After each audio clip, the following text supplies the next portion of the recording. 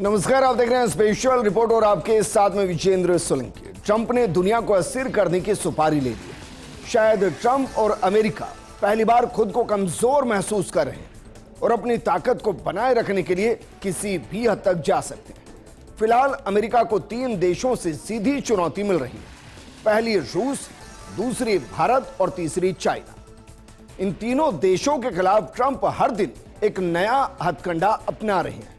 कभी टैरिफ, कभी टेरर को सपोर्ट करना, और अब ट्रंप ने पनामा कैनाल को निशाने पर ले लिया है। कमाल की बात यह कि यूएनएससी में चीन से अमेरिका सीधा टकरा गया है, लेकिन सवाल यह कि अमेरिका का पनामा नहर से क्या लेना देना है। क्यों अमेरिका इसको कब्जाना चाहता है, क्यों इसके लिए वो चीन से टकरा रहा है, और इसकी वजह से भारत का क्या फायदा और नुकसान होगा, और क्या वाकई में पनामा नहर इतनी महत्वपूर्ण है कि ट्रंप इसको अमेरिका के लिए खतरा बता रहे हैं।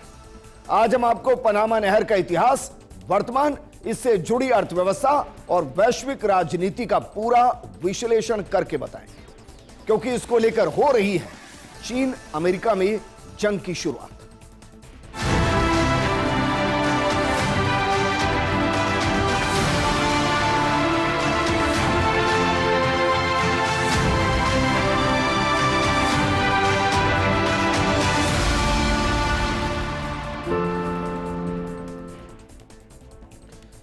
सबसे पहले जरा देखिए पनामा नहर को लेकर, पनामा कैनाल को लेकर चीन और अमेरिका ने यूएनएससी के अंदर क्या कुछ बयान दिए हैं। इससे आप अंदाजा लगा सकते हैं कि इन दोनों देशों के लिए पनामा कैनाल कितनी महत्वपूर्ण है। उसके बाद पनामा कैनाल के बारे में आपको बताएंगे और इससे जुड़ी वैश्विक अर्थव्यवस्था का विश्लेषण करेंगे। पहले जरा बयानों को एक बार देख लेते हैं। देखिए जरा, पनामा नहर क्षेत्र में चीन का प्रभाव न केवल पनामा और अमेरिका के लिए जोखिम है, बल्कि वैश्विक व्यापार और सुरक्षा के लिए भी एक संभावित खतरा है। डोरोथी शिया, एक्टिंग अमेरिकी राजदूत यूएनएससी के अंदर। इसका जवाब चाइना ने क्या दिया है, जरा देखिए। चाइना इसके जवाब में कह रहा है कि चीन के खिलाफ झूठ और निराधार हमले का अमेरिका का प्रयास नहर पर कब्जा पाने के लिए एक बहाना मात्र है। चीन आर्थिक दबाव और धमकाने का विरोध करता है और अमेरिका से आग्रह करता है कि वो अफवाहें, झूठ फैलाना और परेशानी पैदा करना बंद करे। फूकांग संयुक्त राष्ट्र में चीनी राजदूत। अब सोचिए, दोनों देश एक दूसरे को झूठा, फरेबी, अतिक्रमणकारी बता रहे हैं, और यह सब यूएनएससी के अंदर चल रहा है। एक तरफ है अमेरिकी राजदूत जो कि डोरोथी शिया है, जो चाइना पर आरोप लगा रही है, जबकि दूसरी तरफ चाइना है जो कह रहा है कि झूठ बोलना अमेरिका बंद करे। फूकांग ने बाकायदा यूएनएससी में अमेरिका को फटकार लगाई। अब सवाल यह कि अगस्त का यह महीना, पनामा बैठक और इससे जुड़ा विवाद, इनके बीच का कनेक्शन क्या है।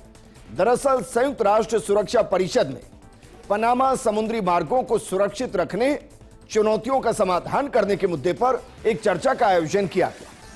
पनामा अगस्त महीने के लिए सुरक्षा परिषद का अध्यक्ष है। इसमें पनामा का मतलब पनामा शहर है।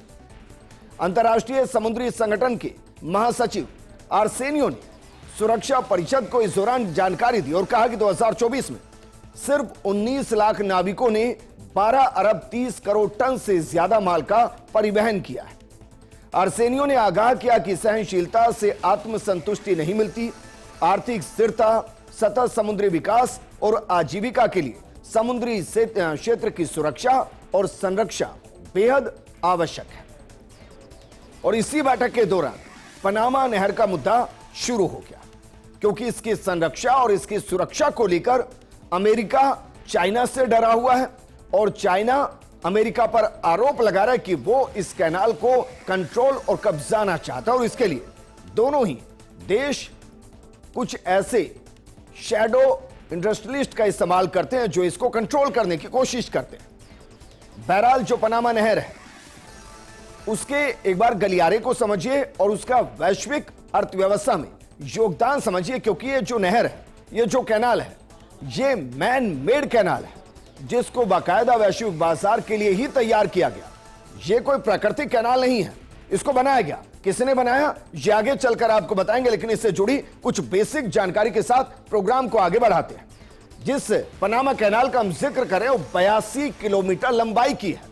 और इसको इंसानों ने बनाया है अपने वैश्विक गलियारे के लिए, अर्थव्यवस्था के लिए। वजह क्या है? वजह दरअसल यह है कि नहर से 15,000 किलोमीटर का एरिया बच जाता है। यानी कि अगर किसी एक कार्गो को ए पॉइंट से बी पॉइंट तक पहुंचने में 15,000 किलोमीटर चलना होता, अब सिर्फ वो 82 किलोमीटर चलकर उस सफर को पूरा कर देता है। कैसे, ये आगे बताएंगे। लेकिन वैश्विक समुद्री व्यापार का लगभग 6% अकेला पनामा नहर से होता है और 6% बहुत ज्यादा होता है। प्रतिवर्ष यहां से 14,000 जहाज गुजरते हैं। अमेरिका के जहाज उसमें 75% है। यानी कि 14,000 में से मोटे मोटे तौर पर अगर हम मान ले तो 10,000 के आसपास जो कार्गो है वो अकेले अमेरिका के हैं। और इसलिए अमेरिका चाइना पर आरोप लगा रहा है कि वो इसको कंट्रोल कर रहा है और उससे अमेरिका की अर्थव्यवस्था को एक बड़ा खतरा है। पनामा को जो ट्रांजिट फीस है वो $1 अरब के आसपास है। आप सोचिए, पनामा की अर्थव्यवस्था में ये जो कैनाल है इसकी एक बड़ी भूमिका है। लेकिन क्या इसको अमेरिका कंट्रोल करता है? क्या चीन कंट्रोल करता है? या इसके लिए कोई अलग से प्राधिकरण है जो इसको कंट्रोल करता है? इसको समझने के लिए आपको जरा यह समझना पड़ेगा कि जो ये पनामा नहर है, जो कृत्रिम नहर है, उसमें चाइना और अमेरिका के बीच की जंग की वजह क्या है। सबसे पहले जो नहर है जिसकी हम पीछे आपको वीडियो भी दिखा रहे हैं, ये अटलांटिक और प्रशांत महासागरों को जोड़ती है। ये विश्व व्यापार के लिए एक महत्वपूर्ण जलमार्ग है। ये जहाजों को दक्षिण अमेरिका के चारों तरफ लंबा रास्ता लेने से बचाती है, जो लगभग 15,000 किलोमीटर के आसपास बच जाता है। नहर से प्रतिवर्ष लगभग 14,000 जहाज गुजरते हैं जो कार्गो जैसे कि कंटेनर, थोक माल, तरल पदार्थ और वाहन लेकर जाते हैं। 2024 में नहर ने 510 मिलियन टन कार्गो को संभाला था और इसमें से 75% से ज्यादा कार्गो अमेरिका से संबंधित थे। मुख्य रूप से संयुक्त राज्य अमेरिका, चीन, जापान और दक्षिण कोरिया जैसे देशों के बीच व्यापार के लिए यह पनामा कैनाल बड़ी महत्वपूर्ण है। नहर ने 2016 में विस्तार के बाद बड़े जहाजों को संभालने की क्षमता बढ़ाई, जिससे व्यापार की मात्रा और दक्षता में और ज्यादा वृद्धि हो गई। लेकिन इससे जो कैनाल है, इसे कौन कौन सी शिप्स गुजर सकते हैं, ये हम इसलिए आपको बता रहे हैं क्योंकि ये एक ऐसा रूट है जो टूरिज्म से लेकर ट्रांसपोर्टेशन दोनों में बेहद महत्वपूर्ण है। जरा देखिए, इस रूट के बारे में अगर बात करें तो इसमें कौन कौन से शिप्स, कंटेनर शिप्स जो कि कुल ट्रैफिक का लगभग 50% है। अगर मानकर चलिए यहां से 14,000 कंटेनर गुजर रहे हैं तो उसमें से 7,000 अकेले कंटेनर शिप्स हैं जो यहां से गुजर रहे हैं। इसके अलावा टैंकर जिनमें कच्चा तेल होता है, एलएनजी होता है और रासायनिक उत्पाद होता है, वो यहां से गुजरते हैं। इसके अलावा रोल ऑन रोल ऑफ, जिसे रोरो भी कहते हैं, वाहन और भारी मशीनरी, उसका ट्रांसपोर्टेशन भी पनामा कैनाल के जरिए होता है। और क्रूज शिप्स जो कि पर्यटन उद्योग का हिस्सा है वो भी इससे गुजरती है। यानी कि हर तरीके का मालवाहक जहाज यहां से गुजरता है और उसके लिए बाकायदा उसे ट्रांजिट फीस देनी होती है और उसकी एक प्रक्रिया है। पनामा नहर में जो ट्रांजिट प्रक्रिया है वो कैसे काम करती है, क्योंकि इसको इंसानों ने बनाया है और इंसानों ने इसको बनाने के दौरान बाकायदा इसमें लॉक सिस्टम क्रिएट किया है।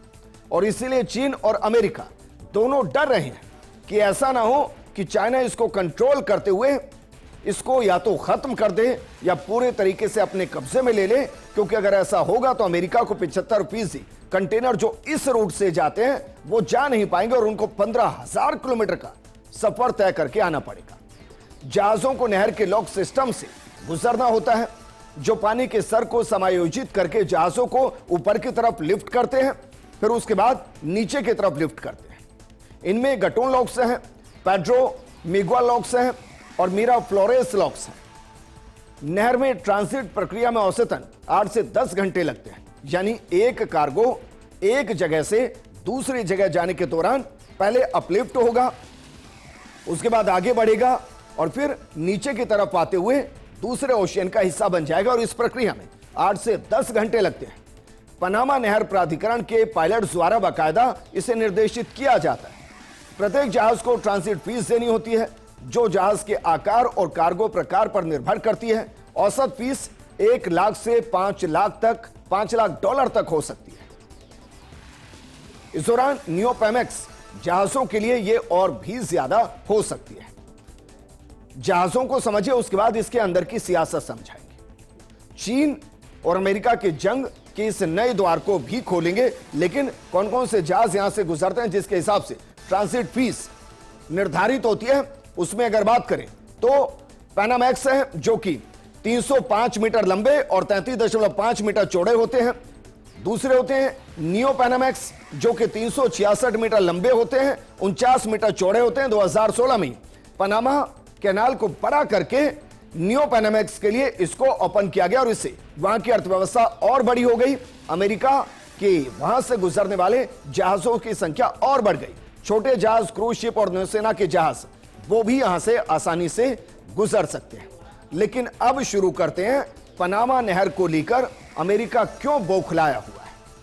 अभी तक हमने आपको पनामा नहर के बारे में बताया, इसके महत्व के बारे में बताया, इसके अर्थव्यवस्था से जुड़े कनेक्शन के बारे में बताया। यह हम इसलिए बता रहे हैं क्योंकि अगर अमेरिका पनामा नहर को लेकर डरा हुआ है तो उसके पीछे की वजह आपको पता होनी चाहिए। अब पनामा नहर का रोमांचक इतिहास आपको बताते हैं जो अमेरिका के साथ ही शुरू होता है। दरअसल 16वीं सदी में स्पेनिश उपनिवेशवादियों ने पनामा में एक जलमार्ग की संभावना पर विचार किया। 1534 में स्पेन के सम्राट चार्ल्स पंचम ने पनामा के इस्थमस में एक नहर की संभावना का अध्ययन करने का आदेश दिया, लेकिन तकनीकी और आर्थिक समस्याओं के कारण यह संभव नहीं हुआ। 19वीं सदी में समुद्री व्यापार की बढ़ती मांग ने नहर के निर्माण को फिर से चर्चा में लाया। अमेरिका और यूरोपीय देशों ने पनामा और निकारागुआ में नहर बनाने की संभावनाएं तलाशनी शुरू की। 1881 में स्वेज नहर के निर्माता जिन्होंने स्वेज नहर को बनाया, फ्रांसीसी इंजीनियर फर्डिनेंड ली डी लेसेप्स ने पनामा नहर बनाने का प्रयास शुरू किया। उनकी योजना समुद्री तल पर एक नहर बनाने की थी, जैसे कि स्वेज नहर में किया गया था। लेकिन उस दौर में मलेरिया और पीला बुखार ऐसा फैला कि हजारों मजदूरों की जान चली गई। चाइना दावा करता है कि जिन मजदूरों की जान गई वो चाइनीज थे और इसलिए इस पनामा नहर में जो सबसे ज्यादा संघर्ष किसी ने किया है वो चाइना ने किया है। उस दौरान भूस्खलन हुआ, भारी बारिश हुई और इस वजह से कठिन भूभाग में निर्माण बहुत ज्यादा जटिल हो गया। वित्तीय कुप्रबंधन के आरोप लगे और घोटालों के कारण 1889 में कंपनी दिवालिया हो गई। 1894 में परियोजना रुक गई और इस विफलता में लगभग 22,000 लोग मारे गए। चाइना कह रहा है कि वो चाइनीज से, इसलिए पनामा नहर चाइना के कंट्रोल में अघोषित तौर पर होनी चाहिए। 1903 में पनामा की आजादी के बाद अमेरिका ने इसमें हस्तक्षेप किया। दरअसल पनामा कोलंबिया से अलग हुआ, अलग से बना और यह साल था 1903। इसके बाद हेस्ट नुआउ वरीला संधि हुई और इस संधि के तहत पनामा ने अमेरिका को नहर क्षेत्र का नियंत्रण और निर्माण का अधिकार दिया। पनामा ने कहा कि अमेरिका इसका नियंत्रण भी करे और निर्माण भी करे। बदले में अमेरिका ने पनामा को $10 मिलियन और वार्षिक किराया देने का वादा किया।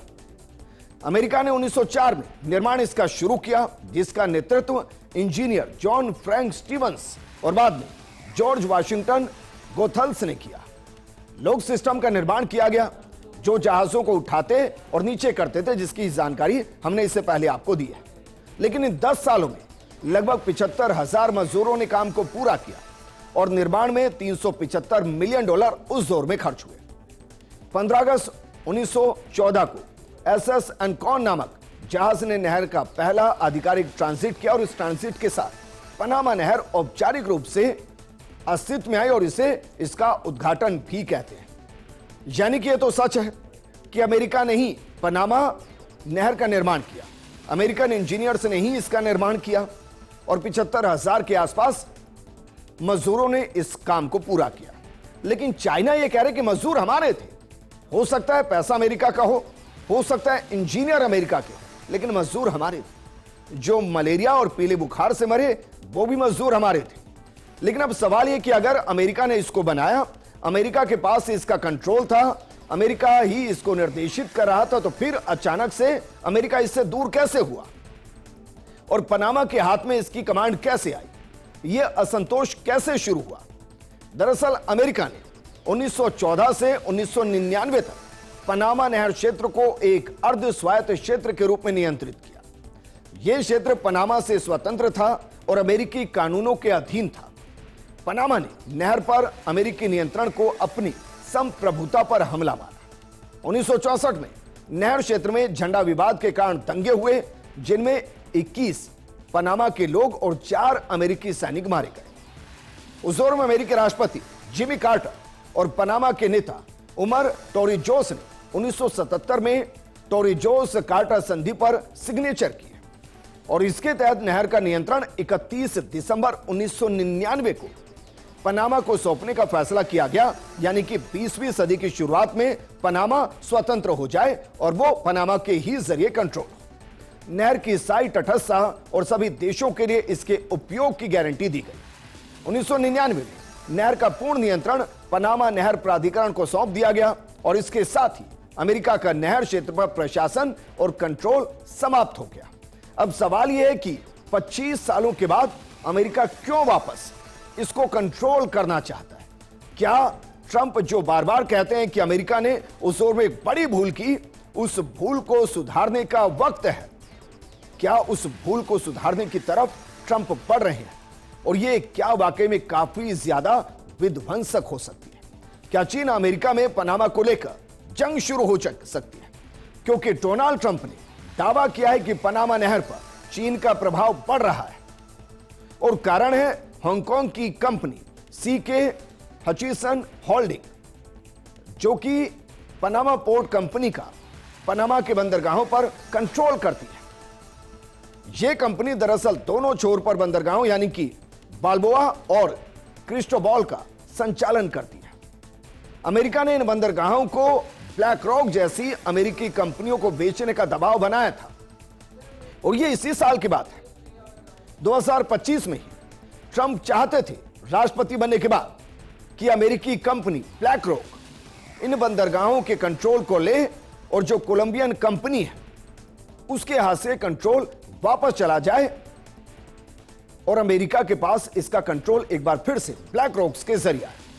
लेकिन 2025 में यह डील समय सीमा समाप्त होने के कारण विफल हो गई और ट्रंप के हाथ एक बड़ी हार लगी और इसके बाद ट्रंप ने इसे राष्ट्रीय सुरक्षा के लिए खतरा बताया, यह दावा करते हुए कि चीन इन बंदरगाहों के माध्यम से निगरानी और रणनीतिक गतिविधियां संचालित कर रहा है। 2025 में अमेरिका ने पनामा नहर क्षेत्र में सैन्य अभ्यास भी शुरू किए थे और इसको चीन ने खतरा माना था। बाकायदा चीन ने चुनौती के तौर पर इसको लिया और इसका यूएन में विरोध भी किया था। वहीं दूसरी तरफ चीन ने पनामा को कंट्रोल के आरोपों को खारिज किया, इसे अमेरिका द्वारा नहर पर नियंत्रण पाने का बहाना बताया। अब इसके बीच की समस्या दरअसल यह है कि एक तरफ कोलंबियन कंपनी है जिसके बारे में कहा यह जा रहा है कि उसको चाइना कंट्रोल कर रहा है, क्योंकि वर्तमान में कोलंबिया के रिश्ते पहले जो ताइवान के साथ बहुत बेहतर थे वो अब चाइना के साथ है। जबकि दूसरी तरफ ब्लैक रॉक कंपनी है जिसके बारे में कहा जा रहा है कि अगर उसको इसका कंट्रोल मिलता तो कंट्रोल का बटन सीधा ट्रंप के हाथ में होता, जो इस वक्त नहीं है। तो क्या अमेरिका पनामा नहर पर दोबारा कब्जा कर सकता है? क्योंकि ट्रंप जिस तरीके के बयान दे रहे हैं, क्या वो 31 दिसंबर 1999 के फैसले को बदलना चाहते हैं? दरअसल ट्रंप प्रशासन के इस आक्रामक रुख के बाद यह सवाल उठ रहा है, क्या वाकई में अमेरिका इस नहर पर दोबारा नियंत्रण कर सकता है?